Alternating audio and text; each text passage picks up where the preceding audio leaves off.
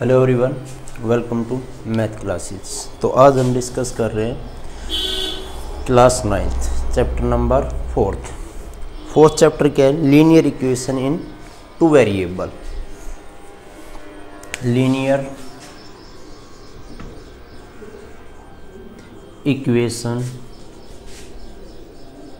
इन two variable. ये आपका chapter आपके पास linear equation in two variable. तो इससे पहले हम डिस्कस करते हैं कुछ बेसिक बातों का। जैसे मान लीजिए तो क्या है 2 यहाँ पर, और एक क्या है लीनियर इक्वेशन। हमने चैप्टर नंबर 2 डिस्कस किया था, वहाँ क्या था पोलिनोमियल्स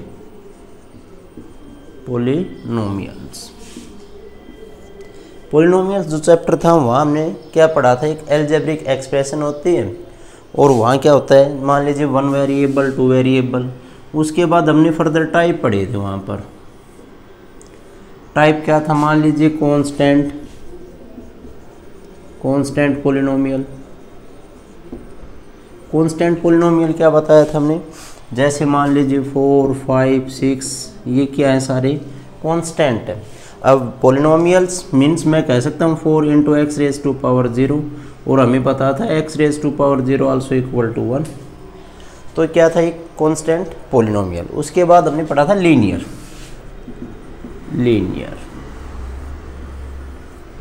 बात करेंगे लीनियर पर। तो लीनियर पोलिनोमियल क्या था, वो पोलिनोमियल जिसके अंदर हाईएस्ट पावर क्या हो 1। हमने बताया था फॉर एग्जाम्पल के लिए, जैसे ax + b एक वेरिएबल और उस रेज टू पावर क्या है 1, तो उसको क्या कहेंगे हम, एक लीनियर पोलिनोमियल बोलेंगे वहाँ पर। तो ये क्या था लीनियर पोलिनोमियल। अब हमने वहाँ डिस्कस भी किया था मैक्सिमम नंबर ऑफ टर्म्स की भी बात की थी।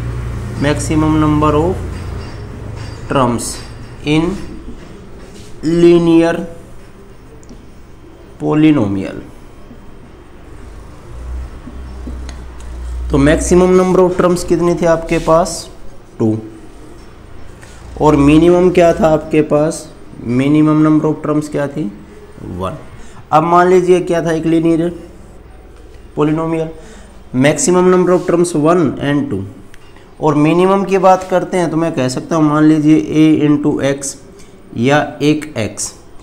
तो ये भी क्या आपके पास लीनियर पोलिनोमियल। मान लीजिए f(x) = x या f(x) = ax + b।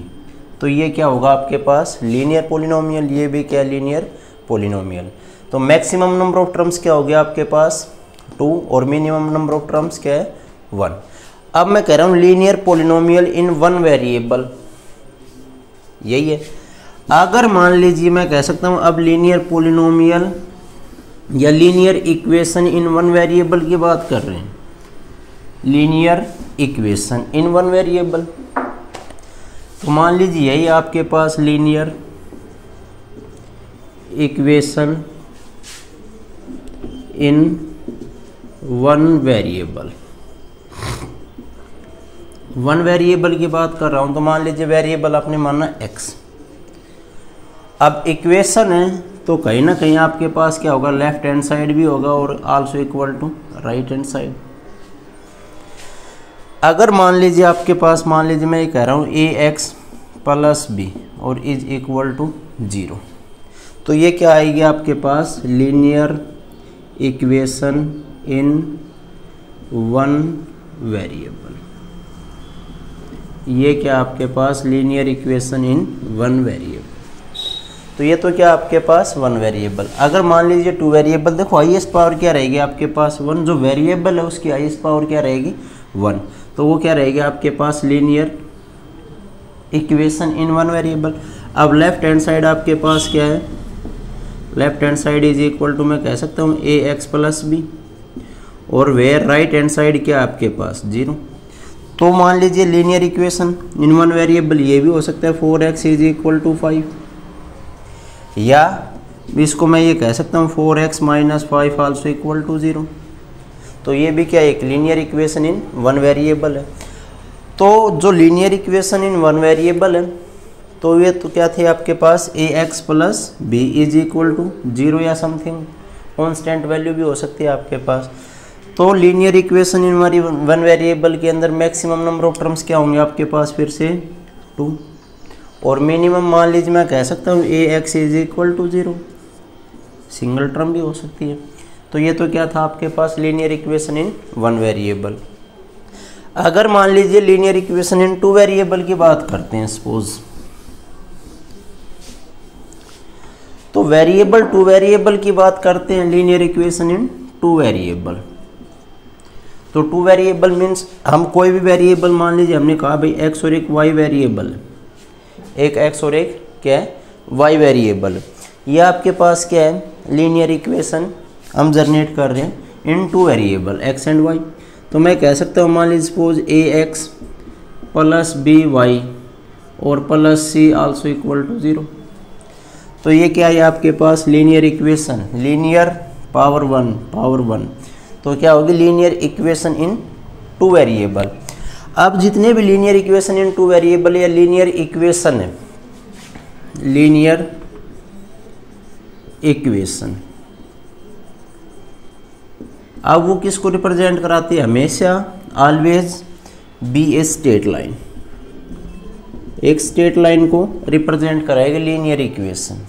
जितने भी हमारे पास लीनियर इक्वेशन है वो किसको रिप्रेजेंट कराएगी, स्ट्रेट लाइन को। मान लीजिए सिंपल फॉर एग्जांपल के लिए अभी ग्राफ के अंदर रिप्रेजेंट होगा स्ट्रेट लाइन। मान लीजिए हमने पढ़ा था एक्स एक्सिस वाई एक्सिस, ये क्या है आपके पास एक्स एक्सिस और ये क्या है वाई एक्सिस, ये क्या है आपके पास ओरिजिन। तो जितने भी लीनियर इक्वेशन है वो चाहे आपके पास किसी भी एक स्ट्रेट लाइन को रिप्रेजेंट करा सकते हैं, होंगी सारी की सारी क्या स्ट्रेट लाइन। तो लीनियर इक्वेशन किसको रिप्रेजेंट करा रही है, एक स्ट्रेट लाइन को। फॉर एग्जांपल के लिए मान लीजिए, तो ये तो हमने पढ़ा है general equation in two variable. अगर मान लीजिए मुझे ए बी और सी की वैल्यू फाइंड आउट करनी है, सपोज कंपैरिजन कर रहा हूँ, मान लीजिए मैं 4x प्लस 5y और plus 7 is equal to 0, find the value of a b and c. अगर कंपेयर कर रहे हैं तो देखो कोफिशिएंट ऑफ x क्या है, मान लीजिए गिवन इक्वेशन 1 है और गिवन इक्वेशन क्या है आपके पास 2। अगर मान लीजिए कोफिशिएंट ऑफ x किसका काम कराएगा, a का काम कराएगा, और कोफिशिएंट ऑफ b किसका काम कराएगा, सॉरी कोफिशिएंट ऑफ y किसका काम कराएगा, b का, और जो कांस्टेंट टर्म है आपके पास c का। तो यहाँ से मान लीजिए a का 4, b की वैल्यू क्या है आपके पास, b is equal to 5 and c is equal to 7। ये क्या आपके पास a b c की वैल्यू है या नहीं। अब ऐसे ही मान लीजिए आपके पास कह दिया जाए ए एक्स प्लस बी वाई और प्लस सी, और मुझे इस इक्वेशन को कंपेयर करने के बाद मान लीजिए आपसे कह दिया जाए 5x plus 7 find the value of a b and c की वैल्यू फाइंड आउट करनी है, ए बी और सी की वैल्यू फाइंड आउट करनी है। तो क्या होगा आपके पास यहाँ से, तो यहाँ से मान लीजिए कोफिशिएंट ऑफ x का इसका काम कर रहा है a का, तो a is equal to 4। Coefficient of y किसका काम कर रहा है, b का, लेकिन यहाँ कोफिशिएंट ऑफ b तो या वेरिएबल y तो नहीं दिखाई दे रहा। अगर मान लीजिए मैं इसको रीराइट कर रहा हूँ तो ये भी कह सकता हूँ 4x प्लस 0 इंटू वाई और प्लस 7 इज इक्वल टू 0, और 0 multiply something also equal to 0, then y b is equal to क्या होगा 0 and c is equal to 7। तो ये आपके पास क्या है linear equation in two variable.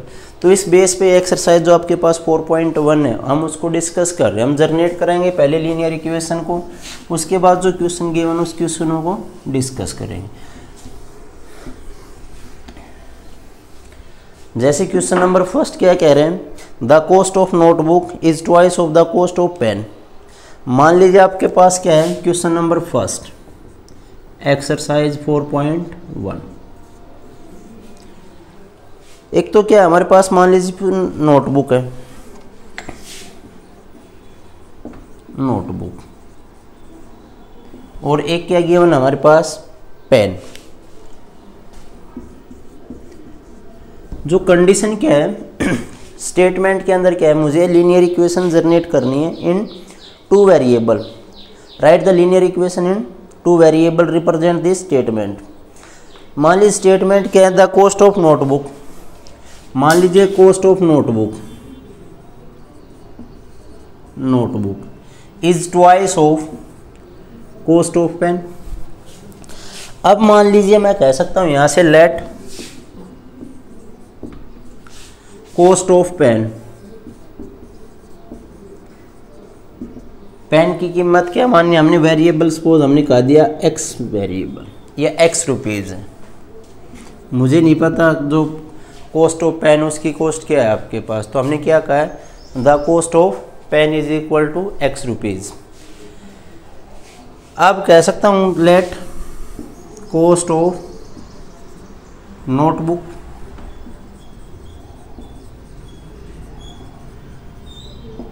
Y rupees, क्योंकि मुझे टू वेरिएबल के अंदर जनरेट करनी है लीनियर इक्वेशन। तो हमने क्या माना, the cost of pen is equal to x rupees, the cost of notebook is equal to y rupees. According to question के अंदर क्या गिवन है, the cost of notebook is twice of cost of pen. अगर मान लीजिए मैं pen और notebook की कीमत को इक्वल करना चाह रहा हूँ या इक्वेट करना चाह रहा हूँ, तो मैं ये कह सकता हूँ y is equal to 2 times of x, 2 times of x। तो ये क्या आपके पास है आपके पास क्वेश्चन जो स्टेटमेंट के अंदर गिवन है नोटबुक और पेन की कीमत, तो वो हमारे पास रिप्रेजेंट कर रहा है नहीं कर रहा। तो यहाँ से मैं ये कह सकता हूँ भाई 2 times of x minus y is equal to 0, 2 times of x minus y is equal to 0। मान लीजिए y राइट हैंड साइड में जाएगा तो साइन क्या होगा, चेंज, पॉजिटिव है तो क्या रहेगा, नेगेटिव इज इक्वल टू 0। तो ये क्या है आपके पास, कॉस्ट ऑफ नोटबुक और कॉस्ट ऑफ पेन को हमने इक्वेट किया। मान लीजिए एक नोटबुक की कीमत जितना पेन है उसका 2 गुने के इक्वल है, तो यहाँ से मान लीजिए कॉस्ट ऑफ पेन हमने क्या माना, एक्स रुपीज़, और cost of notebook is equal to y. Then y is equal to twice of x, तो 2 times of x minus y is equal to 0। तो ये तो क्या था क्वेश्चन नंबर फर्स्ट का फर्स्ट पार्ट।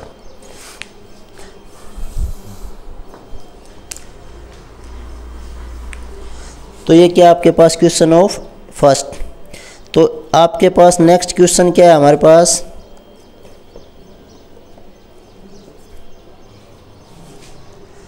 नेक्स्ट क्वेश्चन सिर्फ आपको रिप्रेजेंट करना था 2 वेरिएबल के अंदर, जो इक्वेशन है उसको 2 वेरिएबल के अंदर। उसके बाद सेकंड क्वेश्चन देखते हैं, question number second. Express the following linear equation in form of ax plus by और plus c is equal to 0 and indicate the value a, b and c in each of case. मान लीजिए indicate means a की value आपने find out करनी है, b की value आपको find out करनी है और c के लिए वैल्यू फाइंड आउट करनी है।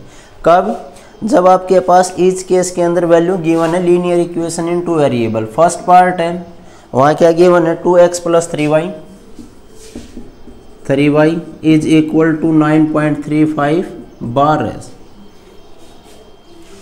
मीन्स 9.3 बार मीन्स अब क्या रहेगा, जैसे हम इसको रिप्रेजेंट कराते हैं, बार मीन्स रिपीटेशन क्या है 5, तो मैं इसको ये भी कह सकता हूँ 9.3535 मतलब 5 अप टू इनफाइनाइटली, या इसको मैं कह सकता हूँ बार ओनली 5 पर।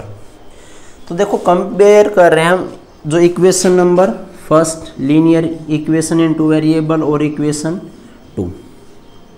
अब देखो कोफिशिएंट ऑफ x क्या है आपके पास, यहाँ x का a, और कोफिशिएंट ऑफ x किसका काम कर रहा है, a का, where a is equal to मैं कह सकता हूँ 2 and b is equal to y को कंपेयर कराएं 3। अब देखो right hand side left hand side में कॉन्स्टेंट टर्म है आपके पास। अगर मान लीजिए मैं लेफ्ट हैंड साइड के टर्म में लेके जा रहा हूँ कॉन्स्टेंट को, तो यहाँ क्या पॉजिटिव, तो वहाँ क्या होगा नेगेटिव और also equal to 0, where c is equal to negative 9.35 bar. तो ये क्या आपके पास ए बी और सी की वैल्यू फाइंड आउट कर सकते हैं, नहीं कर सकते। अब जैसे नेक्स्ट पार्ट है, नेक्स्ट पार्ट के अंदर क्या ये उन्हें देखते हैं, x minus y by 5 minus 10 also equal to 0। अब देखो कोफिशिएंट ऑफ x क्या है, यहाँ कुछ भी नहीं दिखाई दे रहा, मीन्स क्या है x का कोफिशिएंट 1, तो where a is equal to क्या है 1। अब इसी को मैं रीराइट करके लिख रहा हूँ पहले 1 इंटू एक्स माइनस 1/5 और मल्टीप्लाई y और minus 10 also equal to 0। Where a is equal to क्या काम कराएगा, a का काम 1 और b का काम कर रहा है नेगेटिव 1/5। जो कोफिशिएंट का साइन प्लस माइनस वही काम कराएगा, और जो c का काम कर रहा है वो माइनस 10।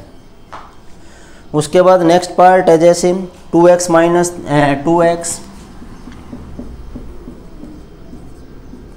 2x प्लस 3y और plus 6 is equal to 6। Then coefficient of x a का काम कर रहा है -2, b is equal to 3 and c is equal to -6। अगर लेफ्ट हैंड साइड में लेके जाएंगे तो साइन क्या होगा, चेंज। तो ये तो क्या था आपके पास एक्सरसाइज फर्स्ट में। जैसे मान लीजिए एक पार्ट और करते हैं, हमारे पास x is equal to 3 times of y है। नेक्स्ट पार्ट के अंदर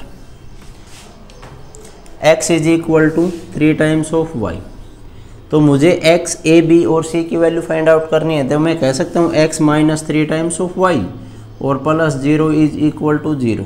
इक्वेशन को रिराइट कर दिया। तो यहाँ से a is equal to coefficient of x कुछ भी नहीं है तो 1, where b is equal to -3 और c इज इक्वल टू क्या होगा 0। तो इस टाइप से एक्सरसाइज जो 4.1 है उसको आपको कंप्लीट करना है। यही दो टाइप थे हमारे पास, एक तो लीनियर इक्वेशन की टर्म में जनरेट करना है 2 वेरिएबल के अंदर, और एक क्या है हमारे पास ए बी सी की वैल्यू फाइंड आउट करनी है।